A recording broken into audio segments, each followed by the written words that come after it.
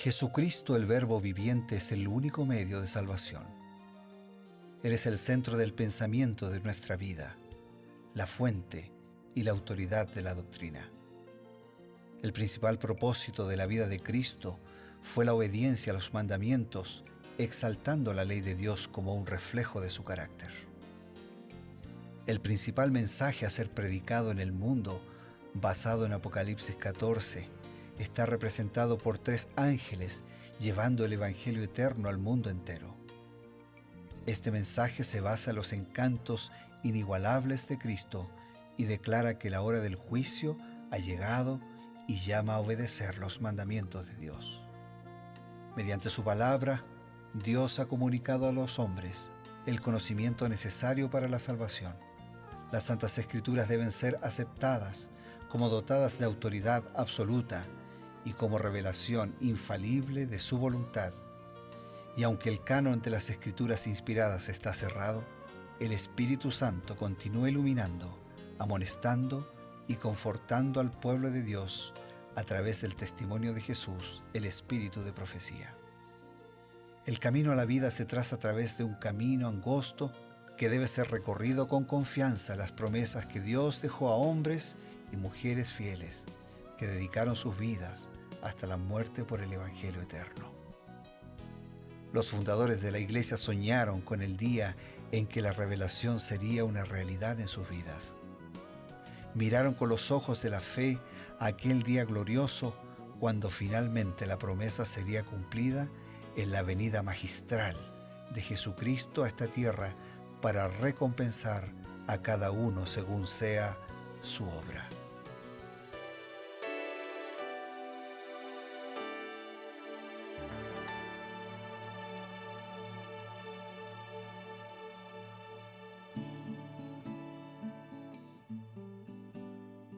Como cada día, queridos amigos, tenemos este espacio como parte de la programación de Nuevo Tiempo, un espacio dedicado para el estudio, para la reflexión, para la búsqueda del consejo inspirado de las Sagradas Escrituras y también del Espíritu de Profecía. Es el mismo Espíritu que inspiró a los profetas de la antigüedad, el que inspiró también a una joven llamada Elena White para que pudiera transmitir los mensajes que pudieran ser actualizados, relevantes para la Iglesia de Dios del tiempo del fin. Esto es, creed en sus profetas. Al darles la bienvenida, lo hacemos siempre con la alegría de cada día junto al pastor Bruno Razo. Gracias, Pastor Eber, con esa alegría de todos los días, de un Dios que renueva sus promesas, de un Dios que renueva oportunidades para nosotros. Enviamos un abrazo así bien fuerte para cada uno de ustedes y que el Señor los abrace todavía de manera más abarcante y completa. Hoy, Jeremías capítulo 38. Jeremías capítulo 38, pastor, está hablando de algunos momentos críticos de la vida del propio profeta Jeremías. Los gobernantes estaban molestos por las palabras de exhortación, que no eran palabras originadas en la mente del profeta, sino provenían de Dios. Pero ¿cuál fue la actitud? Ahí mismo en el versículo 6 dice que tomaron a Jeremías y lo llevaron a una cisterna, ¿no? Era un receptorio de agua. No estaba lleno de agua, pero era un lugar seguramente no muy bueno para estar. Lo metieron allí, lo bajaron con sogas, aparentemente era bastante profundo. No había agua, había cieno, es decir, estaba con barro. Era un lugar no apropiado de ninguna manera. Bien desagradable. Bien desagradable. Vemos aquí el sufrimiento de Jeremías. Y parece que el tema en la Biblia también del sufrimiento de los hijos de Dios no es ajeno a la realidad de hombres y mujeres que decidieron seguir a Dios. ¿Qué nos dice Elena White al respecto? Bueno, el sufrimiento siempre es injusto, ¿no? Claro. Aunque a veces nosotros nos buscamos el sufrimiento. Entonces algunos dicen, bueno, no es tan injusto. Después de todo, uno cosecha lo que sembró. Pero el sufrimiento siempre va más allá. En el libro Hechos de los Apóstoles, página 459, Elena de White escribió: en todos los tiempos los testigos señalados por Dios se han expuesto al vituperio y la persecución por amor a la verdad. José fue calumniado y perseguido porque mantuvo su virtud e integridad. David, el mensajero escogido de Dios, fue perseguido por sus enemigos como una fiera. Daniel fue echado al foso de los leones porque se mantuvo fiel al cielo. Job fue privado de sus posesiones terrenales y estuvo tan enfermo que le aborrecieron sus parientes y amigos, pero aún así mantuvo su integridad. Jeremías no pudo ser disuadido de decir las palabras que Dios le había ordenado hablar, y su testimonio enfureció tanto al rey y a los príncipes que lo echaron en una inmunda mazmorra. Esteban fue apedreado porque predicó a Cristo y su crucifixión. Pablo fue encarcelado, azotado con varas, apedreado y finalmente muerto porque fue un fiel mensajero de Dios a los gentiles. Y Juan fue desterrado a la isla de Pasmos por la palabra de Dios y el testimonio de Jesucristo. Y podríamos hablar de Pedro y podríamos hablar de Santiago, etc. Pero vamos a detenernos un poquito en Jeremías. Fíjate la incongruencia del ser humano. Jeremías era el profeta de Dios. A través de Jeremías llegaba al pueblo el mensaje de Dios y la bendición de Dios. Así que el pueblo y el rey necesitaban al profeta. Solo que ellos eran selectivos en lo que querían escuchar. Un profeta que bendiga de parte de Dios, pero no un profeta que enseñe, y menos un profeta que corrija, y menos un profeta que señale el pecado y que llame al arrepentimiento. Entonces, cuando pensaban en el profeta que bendice, lo querían bien cerca. Cuando pensaban en el profeta que restaura, que corrige, lo querían bien lejos. Entonces, y encontraron este asunto, la incoherencia, ¿no? Ahí en una mazmorra. Estaba cerca, pero bajo tierra, calladito. Si lo necesito de última, lo tengo a mano, pero que no hable, porque su conversación me molesta. Entonces, nosotros tenemos que ser honestos con nosotros mismos.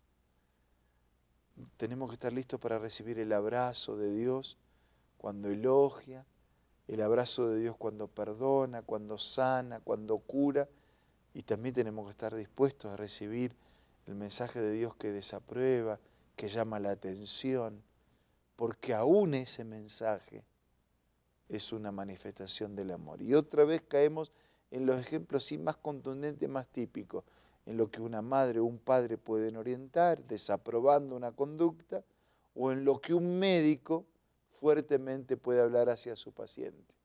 Pero ¿qué es lo que lo lleva a hablar y a actuar? Es el amor, es el interés, el bienestar del otro. Eso es lo que pasó con Jeremías. Jeremías en esta situación es un ejemplo más de la incoherencia del ser humano. Lo quiere tener a Dios bien cerca para que lo bendiga, pero bien lejos como para que no le incomode. Qué cosa. Así de contradictorio es el ser humano. Volviendo a un personaje contradictorio, volvemos a Sedequías, último rey de Judá. Mandó echar a Jeremías ahí en ese lugar inmundo, dice que estaba lleno de barro, probablemente barro putrefacto. Dice que estaba por morir el profeta y tuvo que venir un eunuco etíope que parece que gozaba de cierta confianza con el rey y le dice, no está bien lo que estás haciendo. Y él lo manda a sacar, ¿no? Y entonces hace algo interesante. Lo vuelve a traer a Jeremías y le dice, está bien, ya, a ver, dime el mensaje de Dios, pero que nadie escuche. Tampoco le digas a los otros, ¿no? Porque realmente Sedequías, en una palabra, era un hombre cobarde, ¿no? Era un hombre cobarde. Y Elena White está describiendo justamente a Sedequías, cómo era y qué hubiera pasado si él hubiera actuado valientemente. ¿Qué nos dice ahí Elena White? En Testimonios para la Iglesia, tomo 4, página 183, ella escribió lo siguiente. Era tan débil, sus temores humanos se habían apoderado de su alma hasta tal punto que ni siquiera quería que sus cortesanos y el pueblo supieran que se había reunido con el profeta. si ese cobarde gobernante se hubiese mantenido firme ante su pueblo y hubiera declarado que creía las palabras del profeta, las cuales ya se habían cumplido, habría evitado una gran desolación. Debería haber dicho: obedeceré al Señor y salvaré la ciudad de la ruina total. No menospreciaré los mandamientos de Dios por temor a los hombres o en busca de su favor. Amo la verdad, odio el pecado y seguiré el consejo del Todopoderoso de Israel. Solo así el pueblo habría respetado su valeroso espíritu y los que dudaban entre la fe y la infidelidad habrían tomado un firme partido por la verdad. El valor y la justicia de su conducta habrían inspirado a sus súbditos con admiración y lealtad. Habrían tenido un amplio apoyo e Israel no habría sufrido la indescriptible calamidad del fuego, las matanzas y las hambrunas. En el caso de un líder es más complicado, porque Claro. lo que hago como líder no solo me afecta a mí, sino que afecta a otros. Y tengo influencia, tengo incidencia en la vida de otros. Entonces la responsabilidad también es mayor. Qué cosa. La onda expansiva del líder, pastor, tiene que ver con mucha gente, no solamente, ni siquiera solo con su entorno, sino que va más allá y afectó definitivamente al pueblo de Israel, ¿no? Y vemos allí una triste historia que obviamente está colocada para nuestra enseñanza. Bueno, eso ya lo hemos mencionado. Siempre la Biblia no solo cuenta los éxitos, también cuenta los fracasos, para que aprendamos de la humanidad de otros humanos a no nosotros repetir esa historia. Qué bueno. Vean ustedes, amigos, cuántas cosas importantes y que tienen mucha relevancia actual para nuestra vida. Vamos a escuchar algunos consejos más también de los libros del Espíritu y Profecía y enseguida volvemos. Hola amigos, leamos juntos esta cita acerca del rey David. El amor que le inspiraba, los dolores que le oprimían, los triunfos que le acompañaban eran temas para su pensamiento activo, y cuando contemplaba el amor de Dios en todas las providencias de su vida, el corazón le latía con adoración y gratitud más fervientes. Su voz resonaba en una melodía más rica y más dulce. Su arpa era arrebatada con un gozo más exaltado, y el pastorcillo procedía de fuerza en fuerza, de sabiduría en sabiduría, pues el Espíritu del Señor lo acompañaba. Esta cita la encuentras en el libro Reflejemos a Jesús, que es parte de la colección de Elena G. de White, que puedes descargarlo de la aplicación en el App Store o en el Play Store. También puedes buscar estos libros en la página www.editorialaces.com.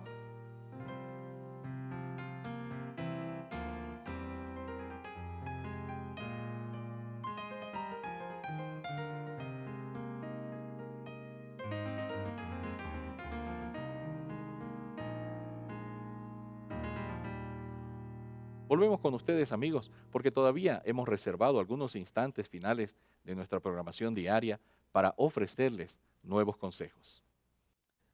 Pablo le dijo a Timoteo: porque no nos ha sido dado un espíritu de temor, de cobardía, sino de amor, de poder y de dominio propio. Ahora vamos a orar. Señor, danos ese espíritu de amor, de poder y de dominio propio, para escuchar tu voz, para leer tu mensaje, para abrir nuestro corazón, ser receptivos, para experimentar una vida que se desarrolle en armonía con tu voluntad. Te ruego que bendigas a nuestros amigos, y si alguien está luchando, hay situaciones que se prolongan en el tiempo y aún no han sido vencidas, que por tu gracia hoy sea un día de victorias. Lo pedimos, lo agradecemos en el nombre de Jesús. Amén. Amén.